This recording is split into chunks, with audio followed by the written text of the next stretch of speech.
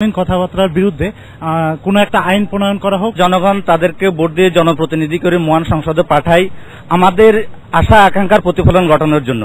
কিন্তু ওনারা ওই কাজটা না করিয়ে ওনাদের দলীয় প্রধানদেরকে খুশি করার জন্য যে ধরনের বাক্য বিনিময় করা দরকার সেটাই করে যাচ্ছে। কিন্তু ওনারা এটা বুঝে না যে আমরা ওনাদের এগুলোকে পছন্দ করি না। ওনারা কাঙ্ক্ষিত আচরণ না করে ওনাদের নিজেদের দলীয় কাসন্দি এবং দুই দলকে যেভাবে খুশি রাখা যায়, ভবিষ্যতে আবার কিভাবে নমিনেশন পাওয়া যায় দলীয় পক্ষ থেকে, সেই কাজটা করার জন্য ওনারা ব্যস্ত। ওনারা জনগণের কাছে আসতে চায় না। যখন যে বিরোধী দলে যায় তারা সংসদ বর্জন করে, কিন্তু তারা ঠিকই জনগণের টাকায় ট্যাক্স ফ্রি গাড়ি চালায়, বিদেশ ভ্রমণ করে, বেতন ভাতা সুবিধা তুলে, এবং 90 দিনের যে অপশন আছে সেটি শেষ হওয়ার 2-1 দিন আগে গিয়ে তারা হাজিরা দিয়ে আবার সংসদ থেকে বের হয়ে আসে। জুনায়েদ আহমেদ পলক, এই আশঙ্কাই আপনিও ব্যক্ত করেছিলেন গতকাল যে জনগণ কি ভাবছে, দর্শকও সেই প্রশ্ন করলেন। একটা ভালো কথা বলেন, একটা ভালো কথা বলেন। আসলে আমি যেটা বলছিলাম যে কেন আমরা এই বিষয় নিয়ে আমরা তরুণ সংসদ সদস্য হওয়ার পরেও আমরা 274 বিধিতে দাঁড়িয়ে নিজেদের কৈফিয়ত দিচ্ছিলাম, এবং এই কৈফিয়তের সূত্রপাত থেকে শুরু করে বিস্তারিত অশালীন এবং অশ্লীল কথাবার্তাগুলি যেন বন্ধ হয়, তার জন্য আমরা এত কঠোর ব্যবস্থা নেওয়ার জন্য। কেন বলছি? আমি আমার বিরুদ্ধে ব্যবস্থা নেওয়ার জন্য বলছি, আমি কিন্তু অন্য কারো বিরুদ্ধে ব্যবস্থা নেওয়ার জন্য বলছি না। আমি আমার একজন সংসদ সদস্য, আমার একজন কলিগ, আমার একজন সহকর্মীর বিরুদ্ধে এত কঠিন এবং অপমানজনক ব্যবস্থা নেওয়ার জন্য আবদারটা কখন এই দাবিটা তুলতে পারি আমি?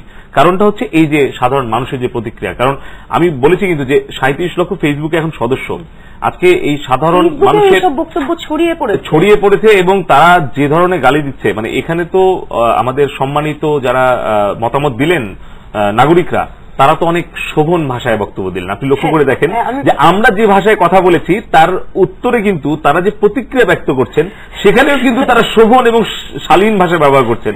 অথচ আমরা যাদের প্রতিনিধিত্ব করছি মহান জাতীয় সংসদে, পবিত্র একটা স্থানে, সেখানে আমরা অপবিত্র শব্দগুলো ব্যবহার করছি। আপনি প্রথমে বলেছিলেন একটা কথা যে কি ধরনের শব্দ অসংসদীয় ভাষা বলে ব্যবহার করা হয়। এখানে কার্যপ্রণালী বিধির মধ্যে আছে, আপনি শুনলে আশ্চর্য হবেন এবং দেশবাসী শুনলে আশ্চর্য হবে যে এখানে আপনি সত্যকে মিথ্যা বলতে পারবেন না, মিথ্যা শব্দটা বলতে পারবেন না, আপনাকে বলতে হবে অসত্য।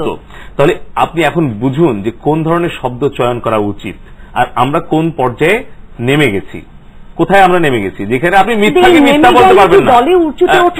আমি বলছি যেটি দর্শক বলছিলেন এবং আমেরিকা থেকে হেলাল ভাই যেটি বলছেন, হেলাল বলছিলেন, হাবিব শাহজাদপুর থেকে বলছিলেন, তো উনি যেটা বলছিলেন যে এর ফলে কি ফলাফল, কি পুরস্কার পাচ্ছে, যেটা ভাই বলছে তিরস্কৃত করে পুরস্কৃত হওয়ার আশা করে, কিন্তু এই আশা কিন্তু সবসময় আশায় গুড়ে বালি পড়ে।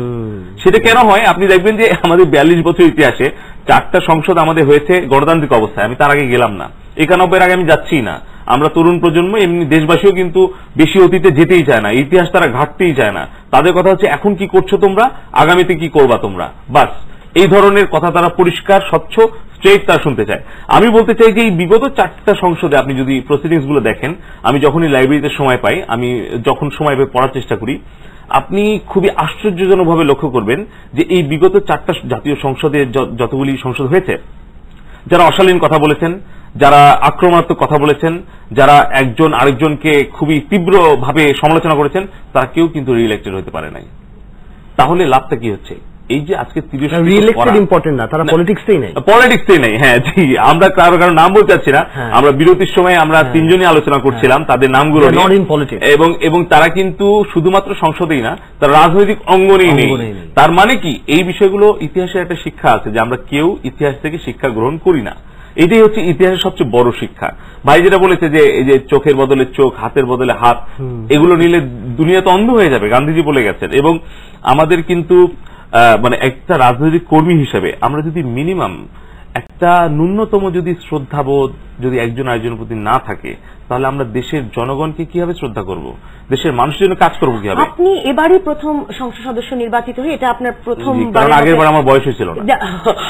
তো আপনি এবার প্রথম এমপি হয়েছেন। আপনার এই যে একটা 4.5 বছর ধরে আপনি সংসদে আছেন, কি গঠনমূলক আলোচনা দেখেছেন, কি সংসদীয় রীতিনীতি শিখেছেন? হ্যাঁ জি, আমি বলবো একটা কথা, সেটা হচ্ছে যে প্রথম যখন আমরা সংসদ সদস্য নির্বাচিত হলাম 2009 সালের 25শে জানুয়ারি, প্রথম অধিবেশন যেদিন বসলো, বিরোধী দলও এসেছিল, এবং সেদিন কিন্তু সারা দেশের 16 কোটি মানুষ বুক ভরা একটা আশা নিয়ে ওই দিন টেলিভিশনের সামনে সংসদের দিকে তাকিয়েছিল, এবং তারা কিন্তু সেই আশা কিন্তু পূরণ হয়েছিল। বিরোধী দল আমাদেরকে মানে সাধুবাদ জানিয়েছিল, স্বাগত জানিয়েছিল, আমরা বক্তব্য রেখেছিলাম, বিরোধী দল রেখেছিল। প্রথম সেশনটা কিন্তু খুব সুন্দর মতো হয়েছে, যদিও কিছু সিট টিট নিয়ে সমস্যা ছিল, এর কোনো বিষয় না।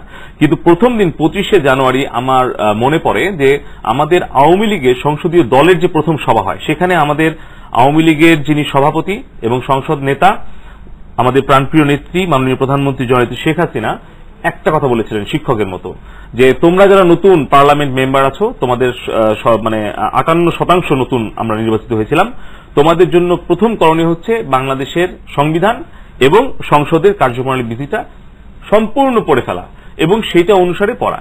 এবং যেটি পার্থ ভাই বললেন, খুবই ভালো বলেছেন, যে আমরা বক্তব্য হয়তো 10 মিনিট বা 15 মিনিট সময় পেলাম, তো আমরা বিভিন্ন ধরনের একই ধরনের কথাবার্তা সবাই বলে শেষে 2 মিনিট সময়ের জন্য আমরা স্পিকারের কাছে অনুনয় বিনয় করি। কিন্তু মাননীয় প্রধানমন্ত্রী বলেছিলেন আমাদেরকে, যখন তোমাদের কথা বলার প্রয়োজন হবে, মূল বিষয় সেগুলো আগে বলবা, পরে তোমাদের যেগুলো অপ্রয়োজনীয় কথা বলবা। নির্দেশ কেনই বা মানা হচ্ছে না? ছোট্ট একটা দর্শক ফোন নিয়ে বিরতিতে যাব, আবার ফিরবো। দর্শক, আপনার নাম বলে প্রশ্ন করুন। হ্যালো, আসসালামু আলাইকুম, আমি রনি বলছিলাম চট্টগ্রাম থেকে। হ্যালো, জি বলুন। আসলে আপনারা যে বিষয় নিয়ে আলোচনা করছেন সংসদের ভাষা, কিন্তু আমাদের সংসদে তো আমরা দেখি যে আমাদের যে 300 জন সংসদ সদস্য, এর বেশিরভাগই আমরা যা দেখি কারো টাকার মালিক থেকে আরম্ভ করে দুর্নীতিবাদ। তাহলে তাদের কাছ থেকে কি আসলে সংসদের ভাষা স্লিম কিংবা সুন্দর, এটা কতটুকু প্রত্যাশা করা যায়? দর্শক, আমরা একটা ছোট্ট বিরতির পর আবার আসবো এবং আপনার প্রশ্নটিরও উত্তর নেব। থাকুন আমাদের সঙ্গে।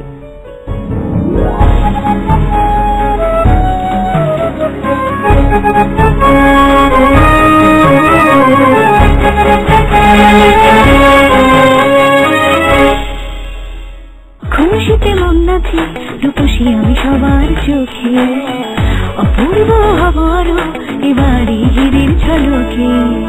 100 গ্রাম লাক্স কিনে জিতে নিন হিরের লকেট। প্যাকে 9 ডিজিট কোড দিয়ে SMS করুন 7464 নম্বরে। মোট 2000টি লকেট। তো আপনার লকেটটি কোথায়?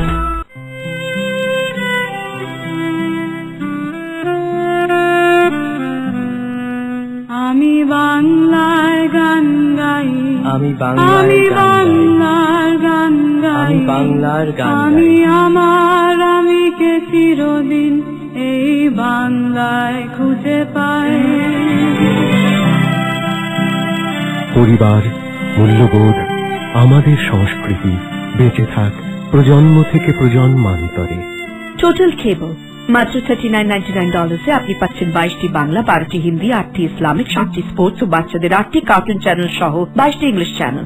সংযোগের জন্য কল করুন 2124448138।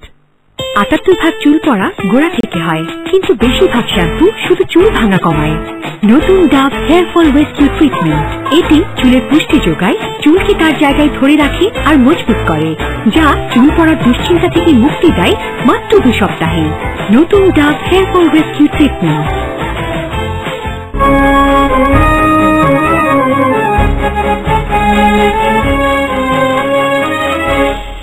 জুনায়েদ আহমেদ পলক, এই যে আপনি বলছিলেন যে আপনারা সংসদে যোগ দেওয়ার পরেই আপনাদের সংসদ নেত্রী প্রধানমন্ত্রী বলেছিলেন যে কার্যবিধি পড়ে আসতে, মূল কথা সংসদে দ্রুত বলতে, তো এসব নীতি যে মানা হলো না 4.5 বছরে, সংসদ নেত্রী কি বললেন, আপনাদের দলীয় হুইপ কি বললেন, আর আপনাদের সিনিয়র নেতারা কি বললেন?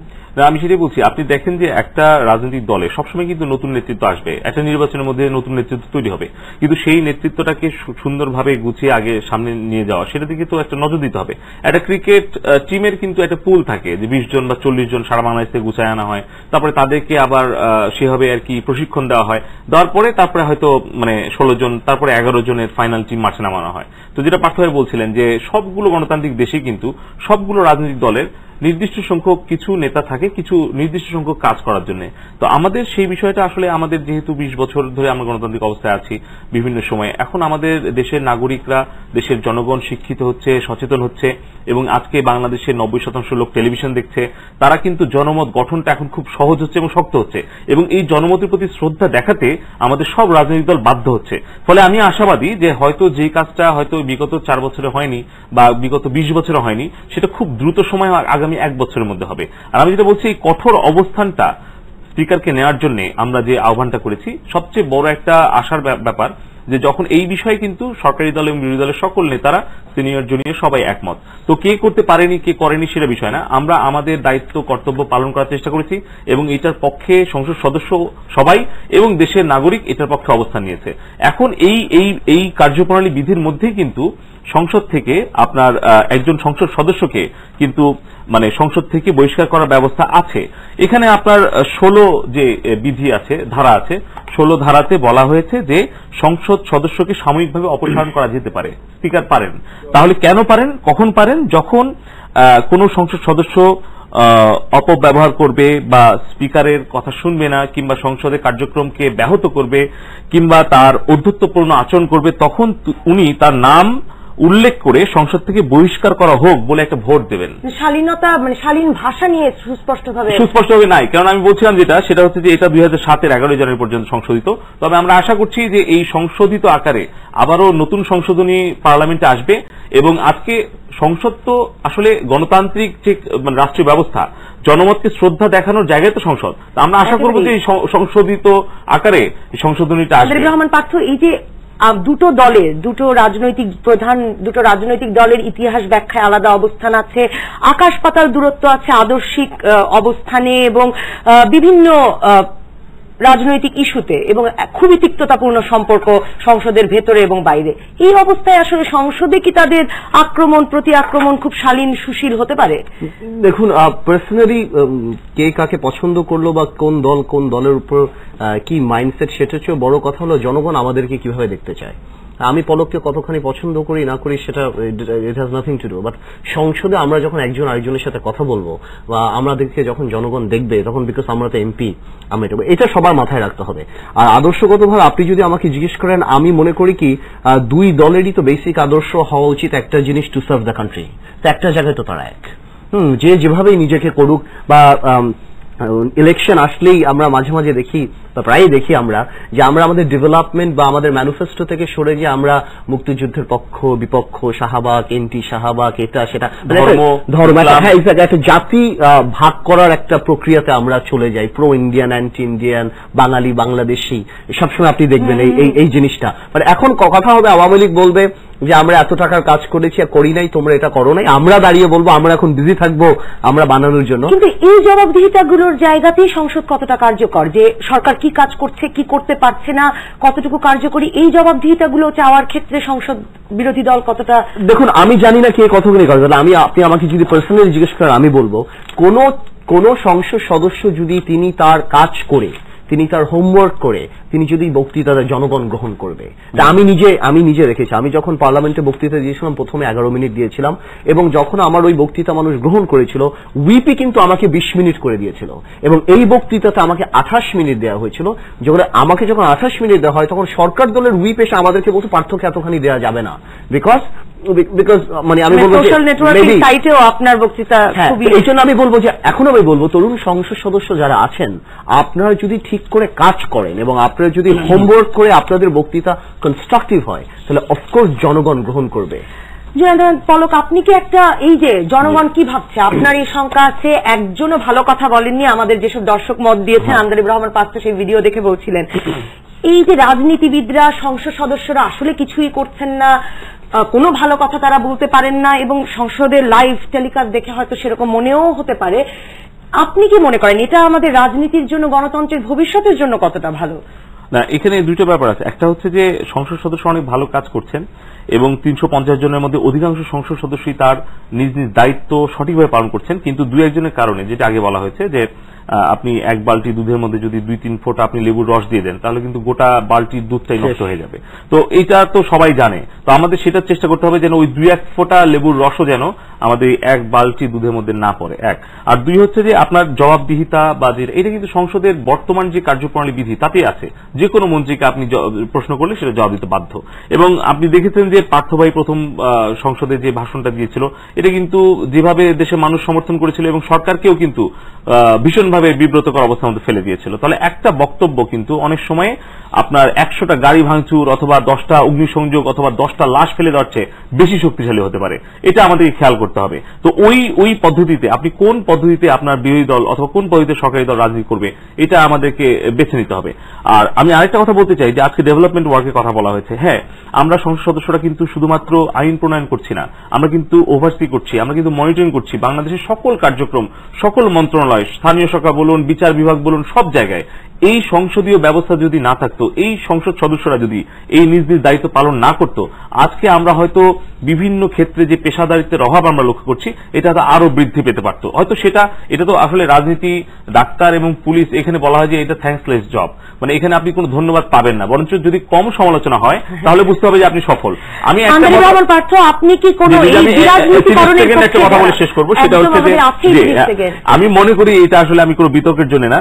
বিরোধী দল এই বাজেট সেশনে সফল হয়েছে একটা বিষয়ে, তারা আমাদেরকে যেই প্রভোগ করেছে যে আমরা যেন তাদেরকে নিয়ে ব্যস্ত থাকি, মানে দুই একজন সংসদ সদস্য কিছু অশ্লীল কথাবার্তা বলেছে, পরক্ষণে কিন্তু তাদের 5 মিনিটের বক্তব্য জবাব দিতে আমাদের 50 মিনিট সময় ব্যয় হয়েছে।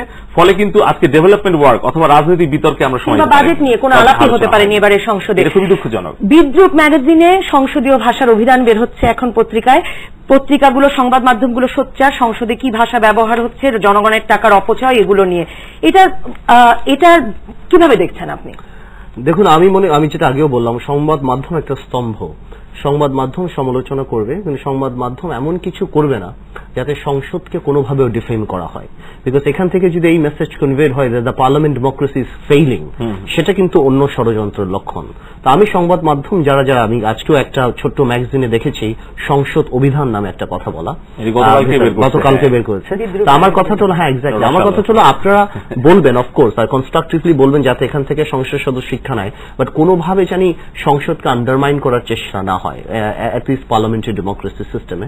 সে ব্যাপারে সবার সজাগ থাকতে হবে, আর সংসদ সদস্যদেরও সবার থাকতে হবে, এভরিওয়ান, কারণ দায়িত্বটা কিন্তু আমাদের সবার, শুধু আমাদের শুধু তাই না। আমরা অশ্লীল কথা বললেও যদি ওরা মার্কেটিং না পায়, ওরা যদি এই টিআরপি না পায়, তাহলে ওরা বলবে না, ওরা বলবে না। এক্স্যাক্টলি, যখন আমি বললাম বাংলা নিউজ 24 বলেছে যে ছাপানোর অযোগ্য, মানে এর চেয়ে বড় insult there could be nothing. আর পলকের কথার সাথে আমি বলছি, ডেইলি স্টারও সেটা লিখছিল যে আমরা এই শব্দ লিখতে পারছি, which is good, which is এরকম করতে করতে আপনি যখন মার্কেটিং পাবেন না, প্রকাশের অযোগ্য, হ্যাঁ আপনি যখন পাবেন না তখন হবে। তো পলক যেটা বললো লাস্টে, যে মানে স্বভাবসুলভ ভাবে যেটা বললো যে বিরোধী দল সাকসেসফুল, বিরোধী দল একটা জিনিসে সাকসেসফুল হলো আজকের এই দিন আনা যে আমরা দাঁড়িয়ে এটা বলছি এবং সরকার দলেরও মুখ বন্ধ করা, because sometimes offence is the best defence. আমাদের সময় শেষ।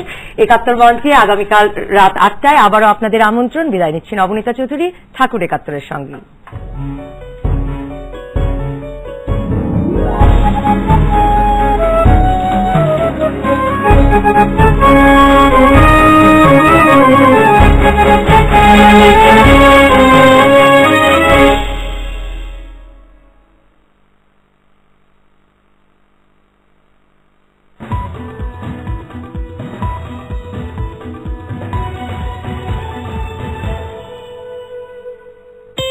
ভাগ চুল পড়া গোড়া থেকে হয়, কিন্তু বেশিরভাগ শ্যাম্পু শুধু চুল ভাঙা কমায়। নতুন Dove hair fall rescue treatment, এটি চুলের পুষ্টি যোগায়, চুলকে তার জায়গায় ধরে রাখে আর মজবুত করে, যা চুল পড়ার দুশ্চিন্তা থেকে মুক্তি দেয় মাত্র 2 সপ্তাহে। নতুন Dove hair fall rescue treatment.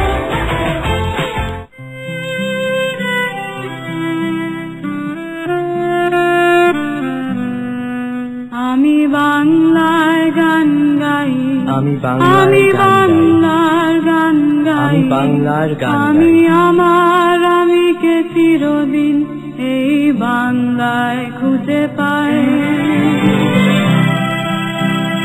পরিবার, মূল্যবোধ, আমাদের সংস্কৃতি বেঁচে থাক প্রজন্ম থেকে প্রজন্মান্তরে। টোটাল কেবল মাত্র $39.99 আপনি পাচ্ছেন 22টি বাংলা, 12টি হিন্দি, 8টি ইসলামিক, 7টি স্পোর্টস ও বাচ্চাদের 8টি কার্টুন চ্যানেল সহ 22টি ইংলিশ চ্যানেল। সংযোগের জন্য কল করুন 2124448138।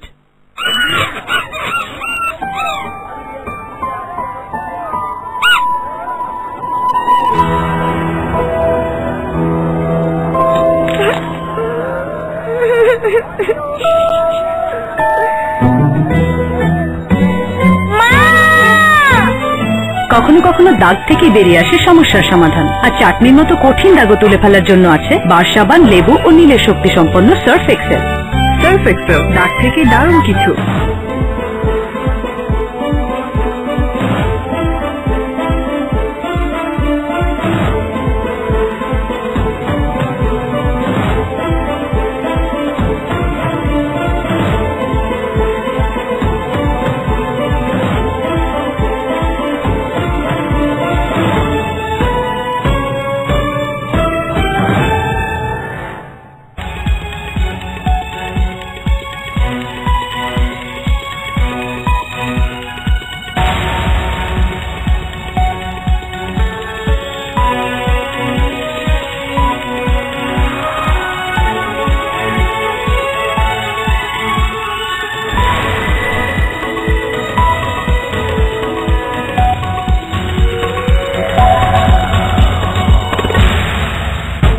মাত্র কয়েকদিন বৃহত্তর মার্কায় ভোটের ভোট চাই ভোটারের। গাজীপুরে ভোটের প্রচার তুঙ্গে, মান্নানের 11 দফা নির্বাচনী ওয়াদা, জয় নিয়ে আশাবাদী বিএনপি। জাহাঙ্গীর আলমকে কি অবস্থায়, কেন, কারা তাকে আজকে ভয় দিচ্ছে, তাকে নির্বাচন থেকে সরিয়ে দিয়েছে, সেই বিচার যদি আজকে এই নির্বাচন কমিশন করত, তাহলে এই নির্বাচন কমিশনকে আমরা নিরপেক্ষ এবং স্বাধীন করতে পারব। চট্টগ্রামের রেলওয়ে টেন্ডার নিয়ে ছাত্রলীগ যুবলীগ সংঘর্ষে 2 জন নিহতের ঘটনায় 44 জনের একদিনের রিমান্ড। বঙ্গোপসাগরে লঘুচাপ, সমুদ্র বন্দরগুলোতে 3 নম্বর সতর্ক সংকেত, উপকূলে জোয়ারের পানিতে বন্দী হাজারো মানুষ।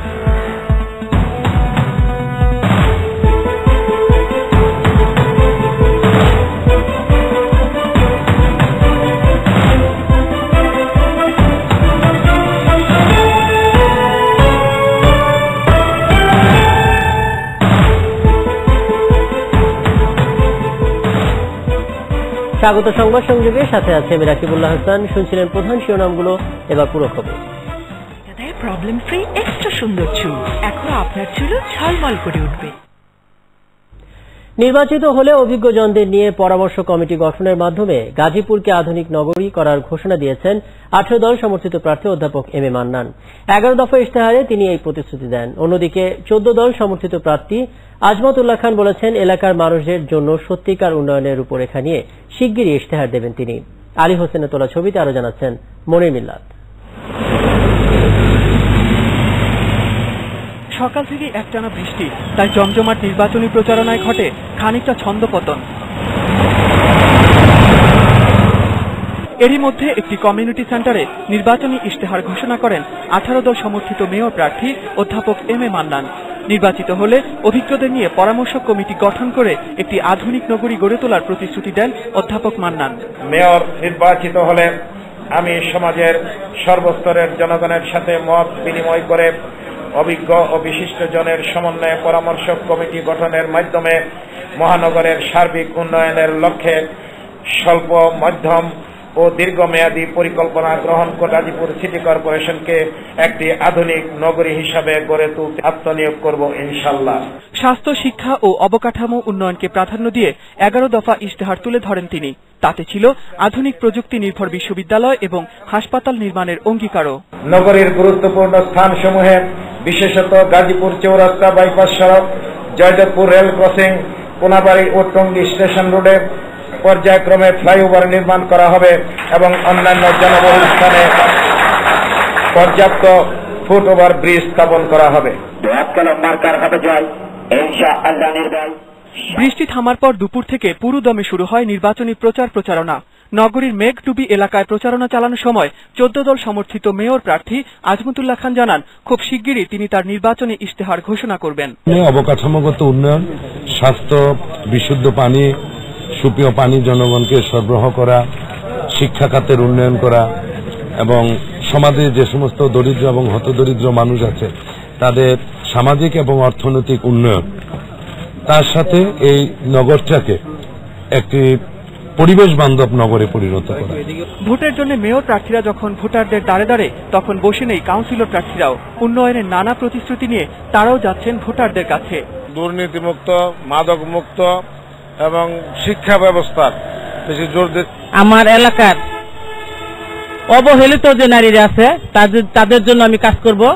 তবে কেবল আশ্বাস নয়, সাধারণ ভোটাররা বলছেন নগরীর জন্য যাকে সত্যিকারের যোগ্য মনে করবেন তাকেই ভোট দেবেন তারা।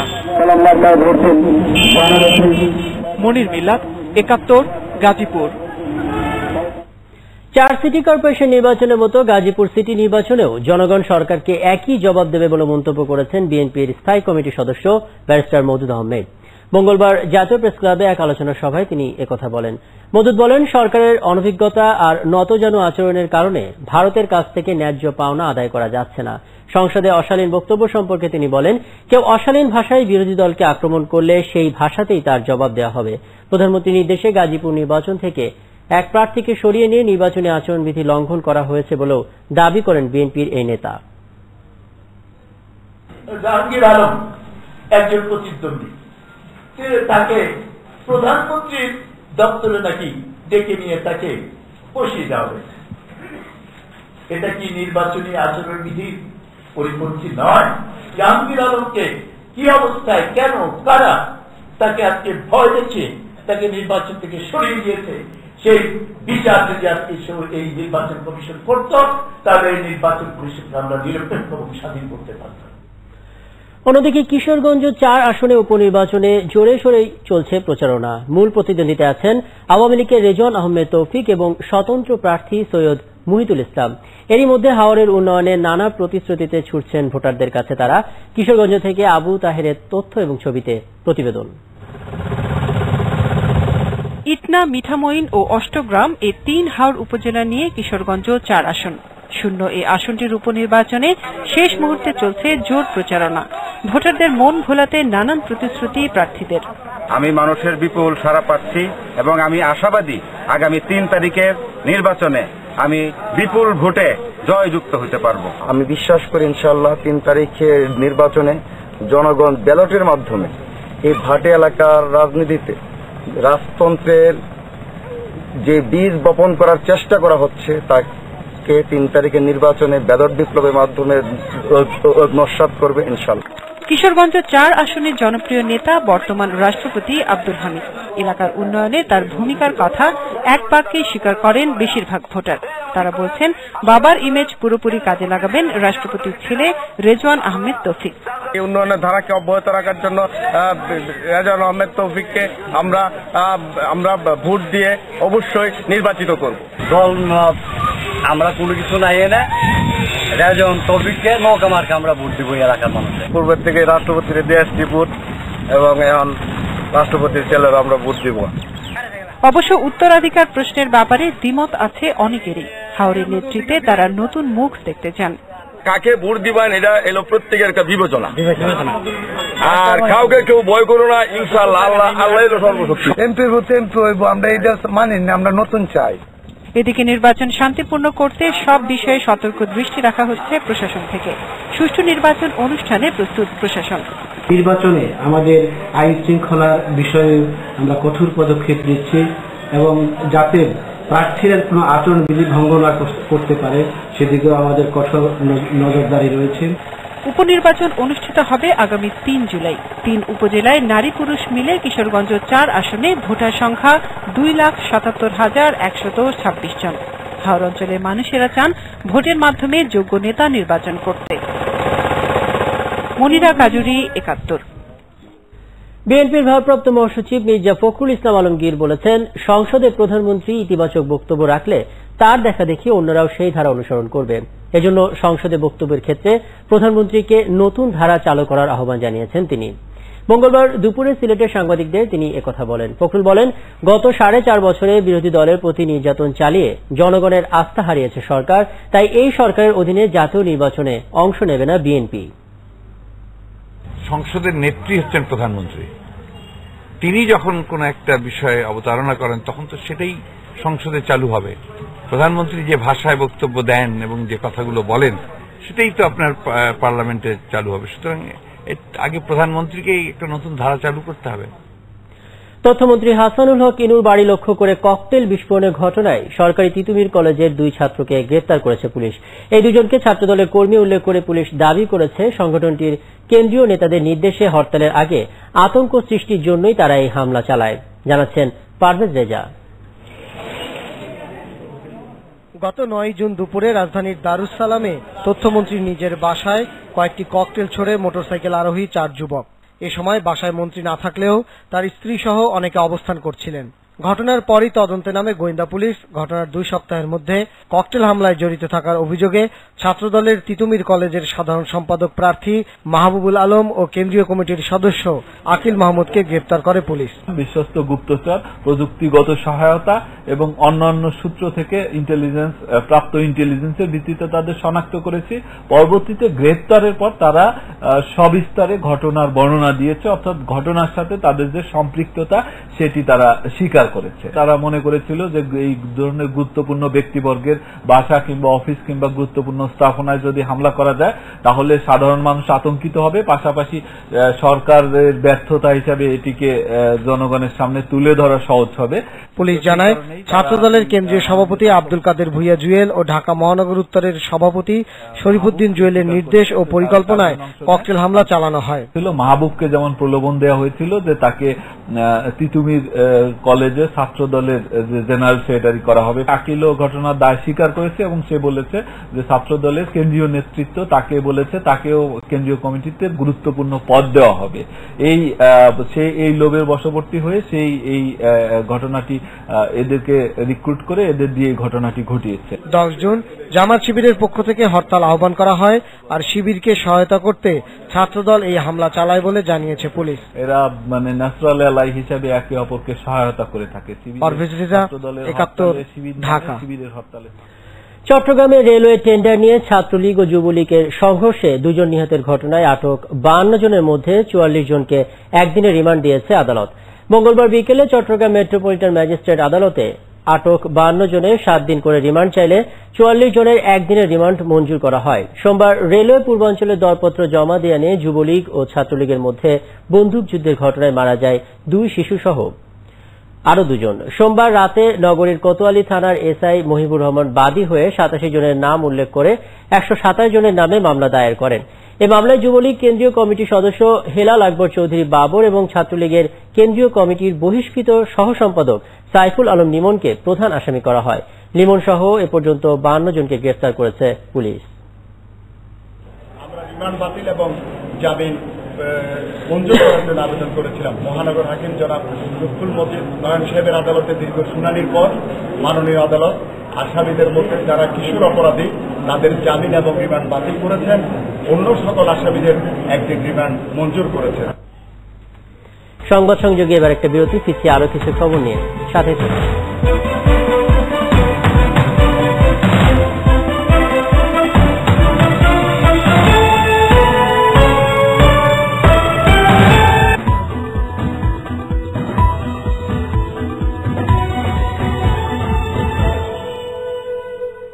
খুশিতে মন নাচি রূপসী আমি সবার চোখে, অপূর্ব হবারও এবারে হিরের ঝলকে। 100 গ্রাম লাক্স কিনে জিতে নিন হিরের লকেট। প্যাকের 9 ডিজিট কোড দিয়ে SMS করুন 7464 নম্বরে। মোট 2000টি লকেট। তো আপনার লকেটটি কোথায়?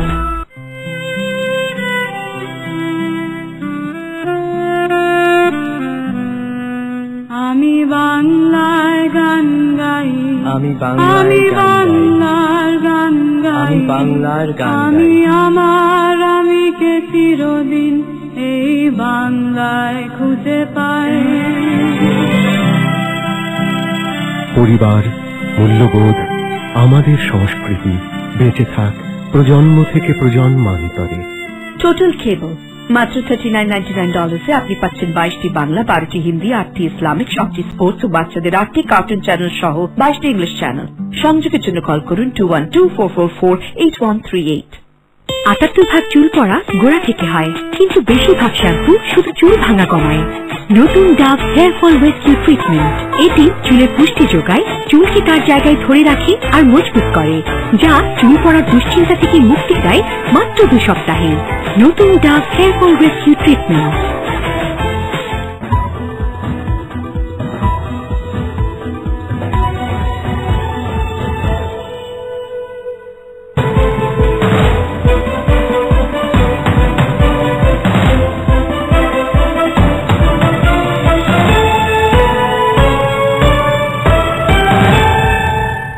আছেন ৭১ চলছে সংবাদ সংযোগ। গ্যাসের অবৈধ সংযোগ নিয়ে গ্রাহকদের জরিমানা গুনতে হচ্ছে ১৫ মাসের বিলের সমপরিমাণ টাকা। তবে সংযোগ দেওয়ার ক্ষেত্রে জড়িত দুর্নীতিবাজ কর্মকর্তাদের বিরুদ্ধে কোনো শাস্তিমূলক ব্যবস্থা নেয়নি পেট্রোবাংলা।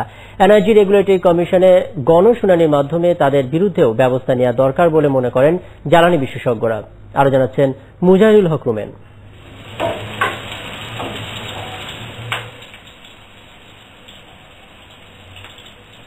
গ্যাস সংকটের কথা বলে ২০১০ সালে বাসাবাড়িতে গ্যাস সংযোগ দেয়া বন্ধ করে দেয় সরকার, কিন্তু সংযোগ দেয়া থেমে থাকেনি। অবৈধ নানা উপায়েই তা চলতে থাকে। সাথে অবৈধ সংযোগকে বৈধতা দেওয়ার প্রক্রিয়াও শুরু হয়। পেট্রোবাংলা ২০ জুনের মধ্যে এই ধরনের গ্রাহককে সংযোগ বৈধকরণে আবেদন করার সময়সীমা বেঁধে দেয়। নির্ধারিত সময়ে তিতাস গ্যাস ডিস্ট্রিবিউশন কোম্পানিতে আবেদন জমা পড়েছে ১,৬৫,০০০। তবে অন্য কোম্পানিগুলোয় আবেদন পড়েনি খুব বেশি। অবৈধ সংযোগের জন্য গ্রাহকদের জরিমানা গুনতে হচ্ছে, তবে অনিয়মের সাথে জড়িত কর্মকর্তাদের বিরুদ্ধে নেওয়া হয়নি কোনো ব্যবস্থা। নিজস্ব ধারণা প্রসূত কোনো কঠোর ব্যবস্থা নিতে পারবো না, কিন্তু যদি কোনো সুনির্দিষ্ট অভিযোগ থাকে অবশ্যই তাদের বিরুদ্ধে আমরা প্রশাসনিক ব্যবস্থা গ্রহণ করব এবং সেটা কঠোরভাবে প্রয়োগ করব। ইতিমধ্যে আমাদের কিছু কিছু কর্মকর্তাকে আমরা বিভিন্নভাবে আমরা স্থানান্তর করেছি। গত বছরের জুন পর্যন্ত অবৈধ এসব সংযোগের বিল বাবদ তিতাসের অ্যাকাউন্টে জমা পড়েছে প্রায় ১৮০ কোটি টাকা। আর এর সাথে বিপুল অঙ্কের ঘুষ লেনদেন হয়েছে বলে মনে করেন জ্বালানি বিশেষজ্ঞরা। গণশুনানির মাধ্যমে এদের বিরুদ্ধে ব্যবস্থা নেওয়া জরুরি বলে মনে করেন জ্বালানি বিশেষজ্ঞ অধ্যাপক শামসুল আলম। উন্মুক্ত সভা করে সাধারণ জনগণের পার্টিসিপেট করে তাদের দ্বারা মনোনীত ব্যক্তিদের দিয়ে নিরপেক্ষ তদন্ত নিশ্চিত করতে হবে, যাতে সেই তদন্ত রিপোর্ট জনগণের কাছে গ্রহণযোগ্য হয় এবং সেই তদন্তের ভিত্তি করে পরবর্তীতে যথাযথ ব্যবস্থা নেওয়াটা সহজ হয়। এত বড় দুর্নীতি আর অনিয়মের বিচার না হলে জ্বালানি খাত বড় ধরনের বিপর্যয়ের মুখে পড়বে বলেও আশঙ্কা করেন তিনি। মুজাহিরুল হক রুমেন, ৭১, ঢাকা। রাজধানীর মতিঝিলে টিএনটি কলোনির নিজ বাসায় এক ব্যক্তি খুন হয়েছেন। তিনি টিএনটি কলোনি অ্যাসোসিয়েশনের সভাপতি। এলাকাবাসী জানায় নিহত Jahangir Alam Chowdhury Bangladesh telecommunications association BTCL এর একজন কর্মচারী ছিলেন। মঙ্গলবার বিকেলে তিনি বাসায় একা ছিলেন। সন্ধ্যায় পরিবারের অন্য সদস্যরা বাড়ি ফিরে তার মৃতদেহ দেখতে পান। রাত ১০টার দিকে পুলিশ তার মরদেহ উদ্ধার করে নিয়ে যায়। তার মাথায় আঘাতের চিহ্ন আছে। জাহাঙ্গীর আলমকে পরিকল্পিতভাবে হত্যা করা হয়েছে বলে প্রাথমিক তদন্তে মনে করছে পুলিশ। তো প্রাথমিকভাবে তো আসলে এটা নিশ্চিত হওয়া গেছে এটি একটি হত্যাকাণ্ড এবং এটি একটি পরিকল্পিত হত্যাকাণ্ড। আপাত দৃষ্টিতে মনে হচ্ছে পুরোপুরি ক্লুলেস একটি মার্ডার। তো আমরা ওইভাবেই আর কি আমাদের তদন্তের কার্যক্রম বিভিন্ন আঙ্গিকে যে বিভিন্ন উইন্ডো দিয়ে মানে আমরা এটি ওইভাবেই আর কি এগোচ্ছি। সিরাজগঞ্জের রায়গঞ্জে সিএনজি অটোরিকশা এবং ট্রাকের সংঘর্ষে মারা গেছেন একই পরিবারের ৫ জন সহ ৮ জন। আহত হয়েছেন ৪ জন। পুলিশ জানায় মঙ্গলবার দুপুরে বেলতলা বাস স্ট্যান্ড এলাকায় একটি সিএনজি চালিত অটোরিকশা এবং ট্রাকের মুখোমুখি সংঘর্ষ হয়। এতে ঘটনাস্থলে শিশু সহ ৪ জনের মৃত্যু হয়। পরে হাসপাতালে নেওয়া হলে মারা যায় আরও ৩ জন। ঘটনার পরই মহাসড়ক অবরোধ করে রাখে বিক্ষুব্ধ এলাকাবাসী। এতে যানজটের সৃষ্টি হয়। এ ব্যাপারে একটি মামলা দায়ের করা হয়েছে বলে জানিয়েছে পুলিশ।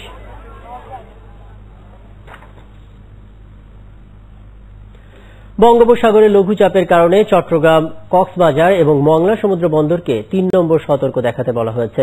কক্সবাজার উপকূলে সমুদ্রে জোয়ারের পানি ১ থেকে ২ ফুট বেড়েছে। জোয়ারে কক্সবাজার, সদরঘাট, কুতুবদিয়া, মহেশখালী এবং টেকনাফের শাহপরী দ্বীপ সহ প্লাবিত হয়েছে ৫০টি গ্রাম। এরই মধ্যে বেড়িবাঁধ ভেঙে জেলায় ৭৫টি চিংড়ি প্রকল্পের মাছ ভেসে গেছে। উপকূলীয় এলাকার উপর দিয়ে বইছে দমকা হাওয়া, তাই পানি আরও বাড়ার আশঙ্কা করছে স্থানীয় আবহাওয়া অফিস। পটুয়াখালীর কলাপাড়া, হাজিপুর, মহিপুর এবং লেবুখালীর বিভিন্ন এলাকা জোয়ারের পানিতে প্লাবিত হয়েছে। এছাড়া পটুয়াখালীর শহর রক্ষা বাঁধের কয়েকটি সুইচ গেটের রেগুলেটরের কাজ না করায় জেলা সদরেও পানি ঢুকে কয়েকটি সড়ক এবং নিচু এলাকা প্লাবিত হয়।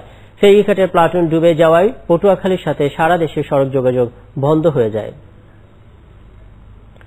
ঝালকাঠিতে সুগন্ধা ও বিষখালী নদীর পানি বেড়ে যাওয়ায় জেলার নিচু এলাকা প্লাবিত হয়েছে।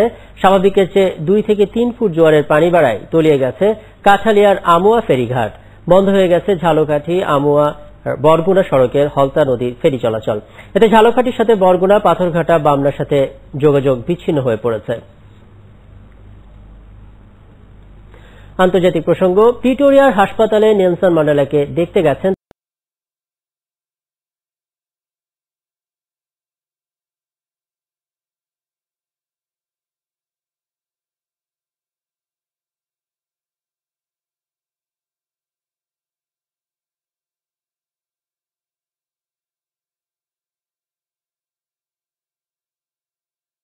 তার অবস্থা সংকটাপন্ন বলে জানিয়েছেন ডাক্তাররা। খেলার খবর, সুপার কাপের সুপার চ্যাম্পিয়ন মোহামেডান স্পোর্টিং টাইব্রেকারে 4-2 গোলে রাসেল কেসিকে হারিয়ে দ্বিতীয়বারের মতো এই টুর্নামেন্টের শিরোপা জিতল সাদা কালোরা। মোহামেডানের শিরোপা জেতার গল্প জানাচ্ছেন দেব চৌধুরী। প্লেয়ারদের হার্টবিট কেমন ছিল প্রেস বক্স থেকে টের পাওয়া যায়নি, তবে চেহারাগুলো দেখে চাপটা বোঝা যাচ্ছিল। সেন্ট্রাল ডিফেন্ডার মিন্টু শেখ যখন স্পট কিক নিতে গেলেন, মোহামেডান তখন 3-2 এগিয়ে, স্কোর করলেই চ্যাম্পিয়ন।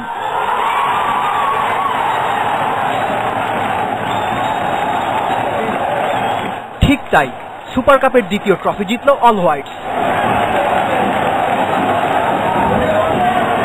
শেখ রাসেলের মিশন কোয়াড্রিপল বাকিই রইল, জেতা হলো না ট্রফি, গড়া হলো না ইতিহাস।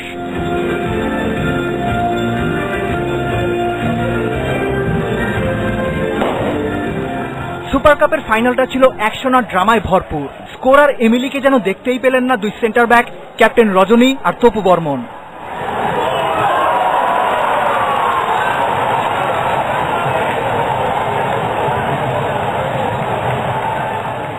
ওয়াহেদের গোলে সেকেন্ড হাফে ম্যাচে ফেরে মোহামেডান, তবে লেফট ব্যাক নাহিদের ভুলটাও চোখে লাগলো।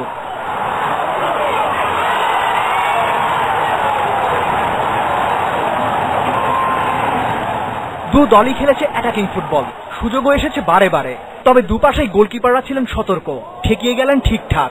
অবশ্য ভাগ্যও সাথে ছিল, 90 মিনিট 1-1 সমতা।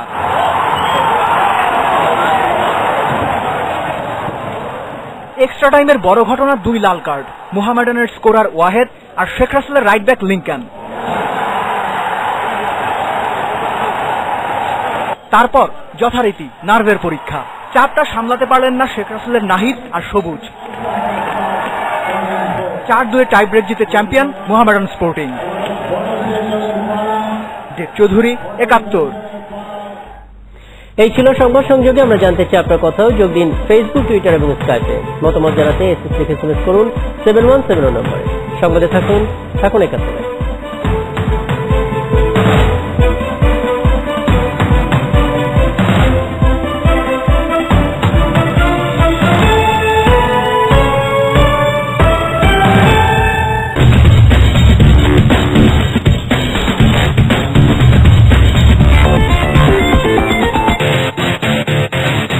চোখ গোল গোল করে শুধু কোর্টের মূলসেনা দেখে যাব কেন, আজ টিভি না। এবার প্রায় গায়ে গায়ে ঠেকাচ্ছি উইলিয়ামস, শারাপোভা, জোকোভিচ, নাদাল, ফেদেরারদের সামনে। 24 জুন থেকে 7 জুলাই টেনিস গ্র্যান্ড স্ল্যাম উইম্বলডনের প্রথম রাউন্ড থেকে ফাইনাল, সব পতন উত্থানের খবর।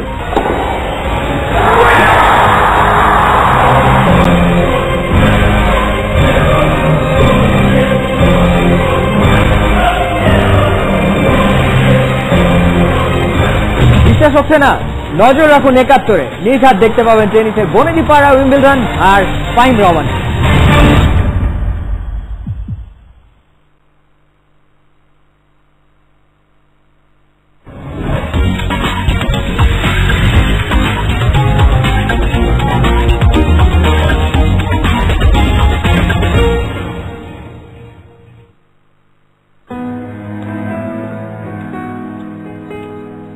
খোকা, অফিস যাচ্ছি।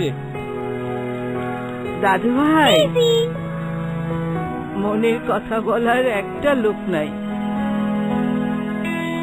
যা বলার 71-এ বলুন। 71 সংবাদ নয়, সংযোগ।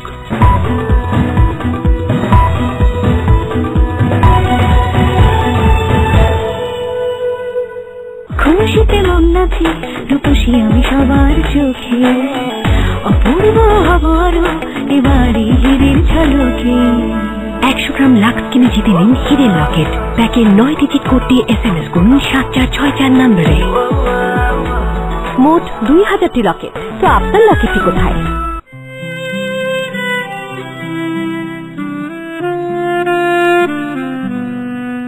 আমি বাংলার গান গাই, আমি আমি বাংলার গান গাই, আমি বাংলার গান আমি আমার আমিকে চিরদিন এই বাংলায় খুঁজে পাই।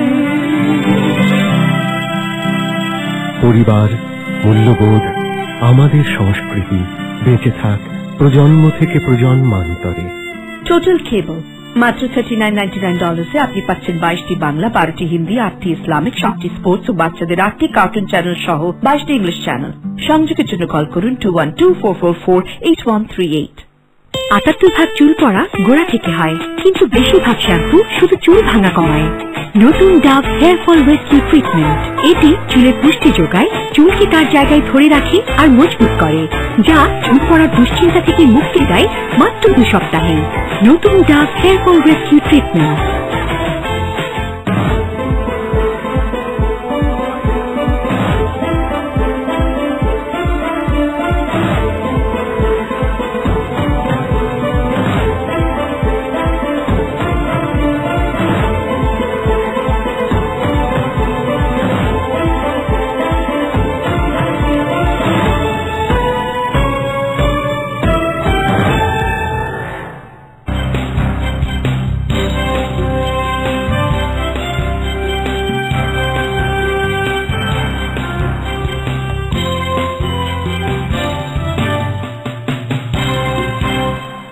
দর্শক, আপনাদের স্বাগত জানাই ৭১ রন্ধুবু অনুষ্ঠানে। আপনাদের সাথে আছি আমি সৈয়দ ইশতিয়াক রেজা। আমাদের আজকের অতিথি আব্দুল হক, পরিচালক বিসিসিআই এবং তিনি বিসিসিআই শুল্ক বিষয় কমিটির কো চেয়ারপারসন। আব্দুল হক, আপনাকে স্বাগত আমাদের স্টুডিওতে।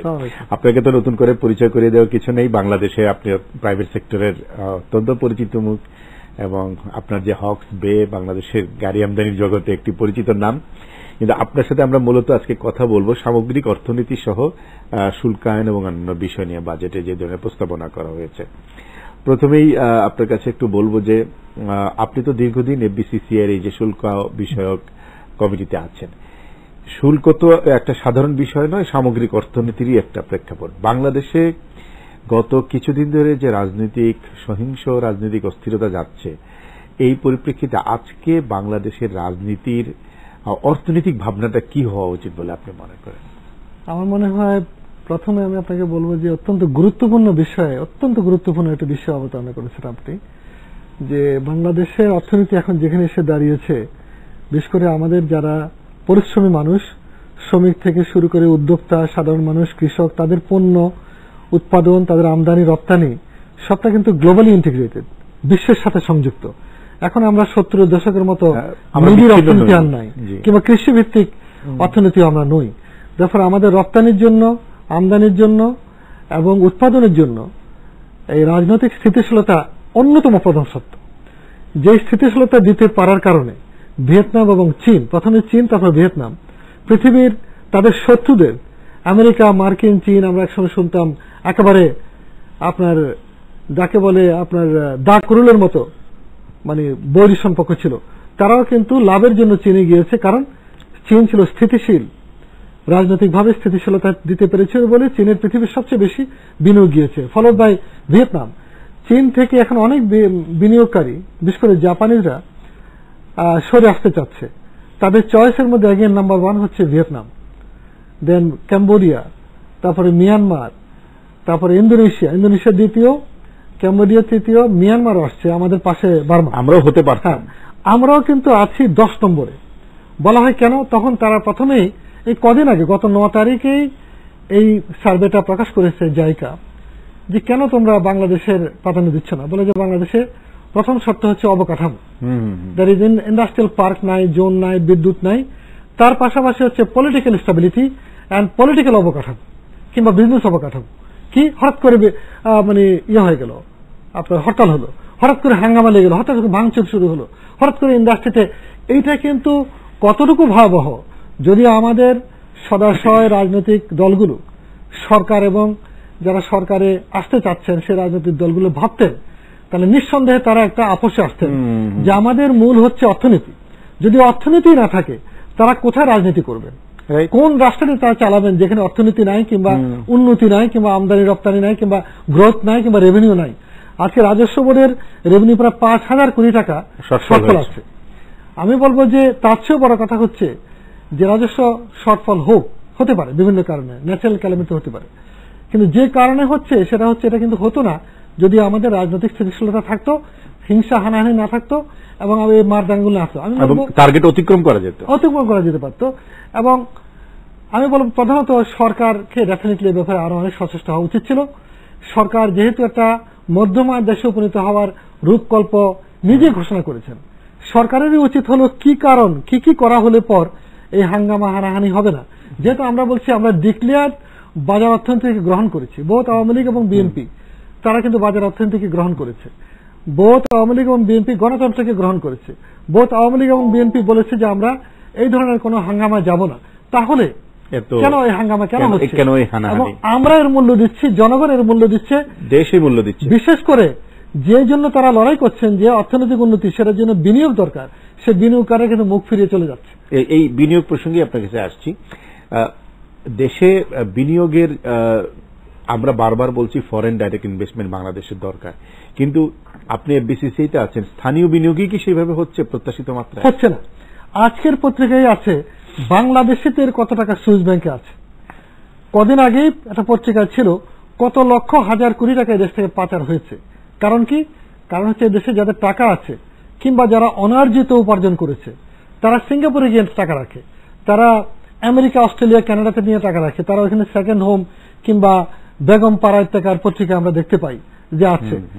এইটা কিন্তু আমি এগেইন বলবো যে আমাদের পলিসির মারাত্মক রকমের ভ্রান্তি কিংবা পলিসি লেগ, যে পলিসিতে আমরা এই পুঁজিগুলোকে দেশে রাখতে ব্যর্থ হয়েছি, পুঁজিগুলো বাইরে চলে যাচ্ছে। যদি এটাই সত্যি হয় যে কালো টাকা হচ্ছে এবং আপনি সেটা ধরে রাখতে পারছেন না, তাহলে এমন পরিবেশ তৈরি করা উচিত যাতে এটা এখানে বিনিয়োগ হয়, এর সুফলটাও তত জনগণ পাক, সুফলটা আমার শ্রমিক পাক, আমার ইনকামটা বেরুক, আমার গ্রোথ বাড়ুক, তখন আমার সবার কিন্তু রোজগার বাড়বে। অতএব সেটার জন্য বাংলাদেশকে নতুন করে চিন্তা করতে হবে যে বিনিয়োগকারীর অভয় আশ্রম আমাদের তৈরি করতে হবে, যাতে আমাদের এখান থেকে টাকা নিয়ে কেউ সিঙ্গাপুর না যায়, বরং সিঙ্গাপুরের টাকাটা নিয়ে তুমি আমার এখানে আসো। স্পেশাল আপনার আবাসিক এলাকা করে দেন, স্পেশাল ইন্ডাস্ট্রিয়াল জোন করে দেন, স্পেশাল ইন্ডাস্ট্রিয়াল পার্ক করে দেন। শিল্পের জন্য ভূমি পাওয়াই একটা বড় কষ্টের ব্যাপার। আমার মনে হয় সেটার উত্তর ছিল যে আমরা যেহেতু ভূমি আমাদের কম, মানুষ বেশি। আপনি জানেন যে কারণে বাংলাদেশে বিনিয়োগ আসবে সেটা অন্যতম আকর্ষণ হচ্ছে আমাদের যুবশ্রেণী। আমরা এই সপ্তাহের কিংবা গত সপ্তাহের ইকোনমিস্টের মধ্যে ছিল ভারত তার যুবকদেরকে ব্যবহার করতে পারছে না, তারা বিভিন্নভাবেই বিভ্রান্ত হয়ে যাচ্ছে, ড্রাগ এডিক্ট থেকে বিভিন্ন রকমের অপরাধে সামিল হচ্ছে। বাংলাদেশের যুবশ্রেণীকে আপনি কিভাবে কাজে লাগাবেন? আপনি কি তাদেরকে স্কিল ওয়ার্কার করবেন?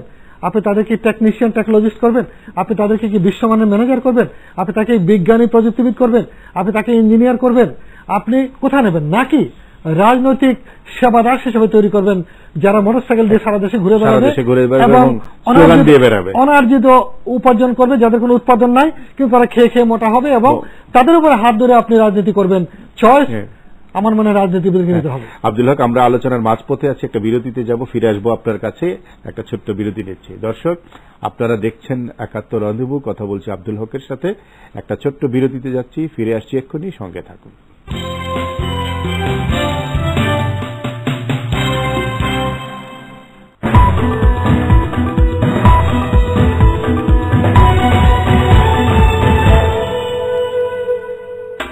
Je ne veux pas travailler, je ne veux pas déjeuner. Ponds white beauty দিয়ে স্পট একবার গেলে আর চাইলেও ফিরে আসতে পারবে না, কারণ এতে আছে জিন হোয়াইট, যা আপনার মুখে ডার্ক স্পট কমায় আর ওগুলোর আবার ফিরে আসাকেও আটকায়। রেডিয়েন্ট স্পটলেস স্কিন হলো পারফেক্ট পন্স হোয়াইট বিউটি। এখন রেডিয়েন্ট স্পটলেস পারফেক্ট স্কিন আরো সহজে। পন্স হোয়াইট বিউটির রেজিম প্যাক এখন 50 টাকা কমে মাত্র 275 টাকায়।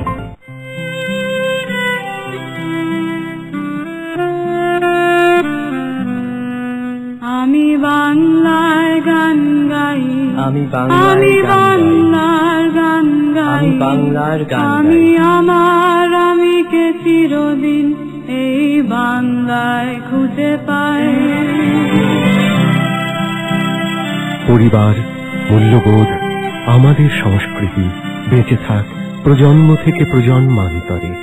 টোটাল কেবল মাত্র $39.99 আপনি পাচ্ছেন 22টি বাংলা, 12টি হিন্দি, 8টি ইসলামিক, 7টি স্পোর্টস ও বাচ্চাদের 8টি কার্টুন চ্যানেল সহ 22টি ইংলিশ চ্যানেল।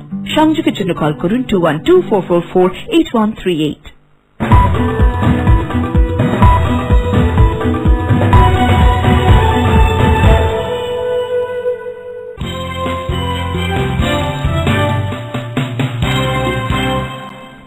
আরেকবার স্বাগত ৭১ অধিব অনুষ্ঠানে। সঙ্গে থাকার জন্য ধন্যবাদ। কথা বলছি আব্দুল হক, পরিচালক বিসিসিআই।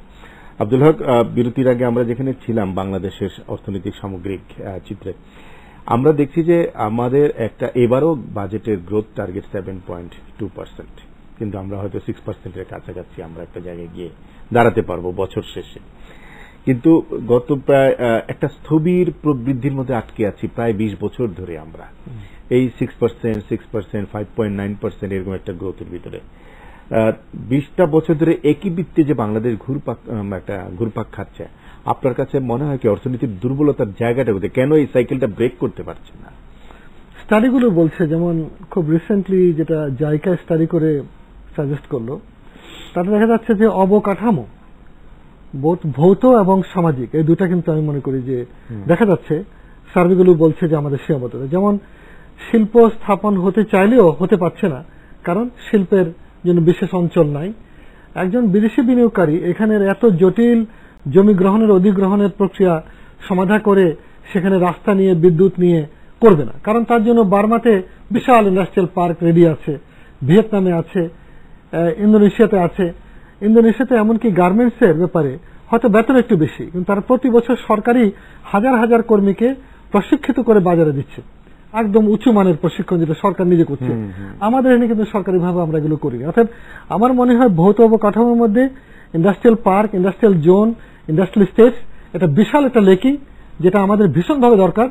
আমি মনে করি টপ প্রায়োরিটি দিয়ে গভর্নমেন্টের করা উচিত ছিল। তারপর যোগাযোগ ইনফ্রাস্ট্রাকচার এবং বিদ্যুৎ, তার পাশাপাশি গভর্নেন্স, শাসন ব্যবস্থায় আমাদের যদি মধ্যমায় দেশে উপনীত, ইভেন এই যে আপনি বললেন যে গ্রোথ এই স্ট্যাগনেন্সি কিংবা স্থবির অবস্থা থেকে বেরোতে হয়, তাহলে কিন্তু শিক্ষা ক্ষেত্রে যেমন ফর এক্সাম্পল অনেক টেকনিশিয়ান তৈরি করা দরকার, অনেক টেকনোলজিস্ট তৈরি করা দরকার, স্কিল ম্যান পাওয়ার তৈরি করা দরকার। এখন কিন্তু খোদ গার্মেন্টসে কিন্তু প্রায় 20% স্কিল ওয়ার্কার শর্টেজ বাংলাদেশ, আমাদের ফ্ল্যাগশিপ সেক্টর। অথচ আমাদের ফ্ল্যাগশিপ সেক্টর, আমাদের কিন্তু অন্য কোনো প্রযুক্তি ভিত্তিক ইন্ডাস্ট্রি নাই তেমন।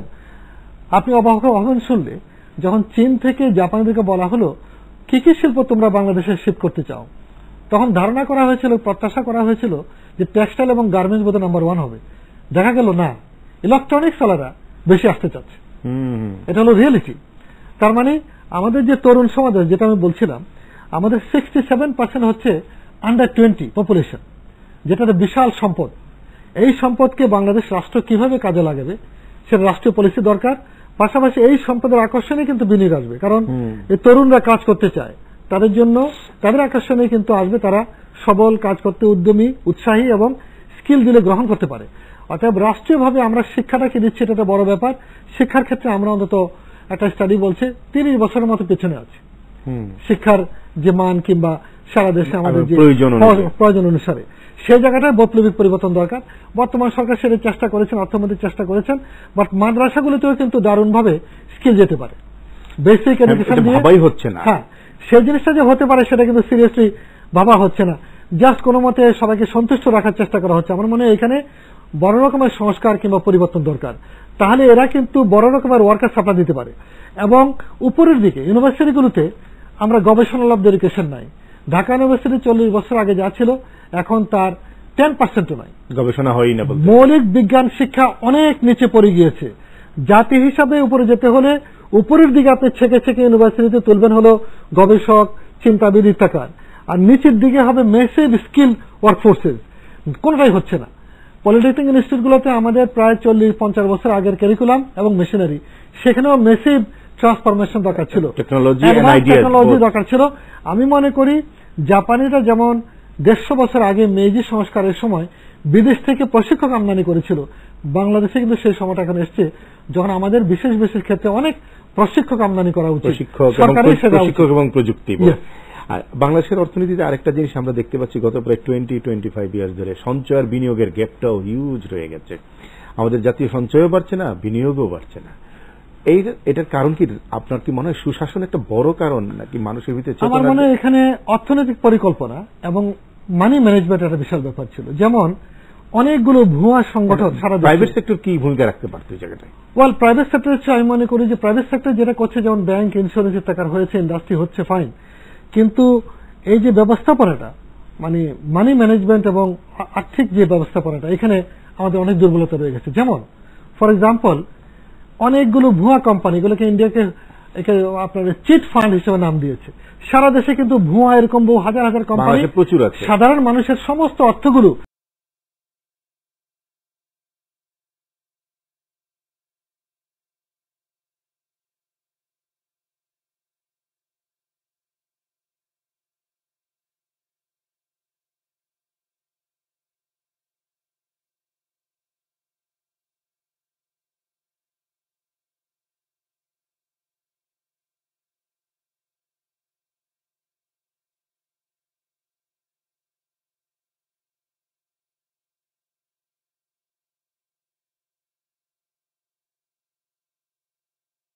আমি একটু শেষ করি, আপনাকে আরেকটা কথা বলতে চাই।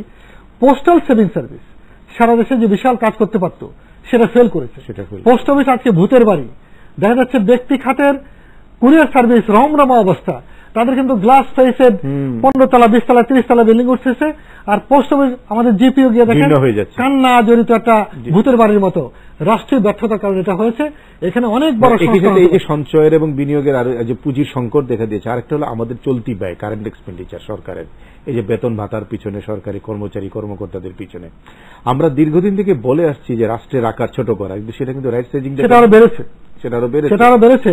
এবং সেখানে আনপ্রোডাক্টিভ এমপ্লয়মেন্ট, চতুর্থ শ্রেণীর কর্মচারী, ফর এক্সাম্পল দেখা গেল যে পিয়ন, চাপা, এই ধরনের কর্মচারীর সংখ্যা বাড়ছে, যেটা কোনো অবদান রাখছে না, যেটা কোনো কন্ট্রিবিউট করছে না। সরকারের আকার ডিজিটাইজ যদি করা হতো তাহলে অনেক কম সম্ভব ছিল।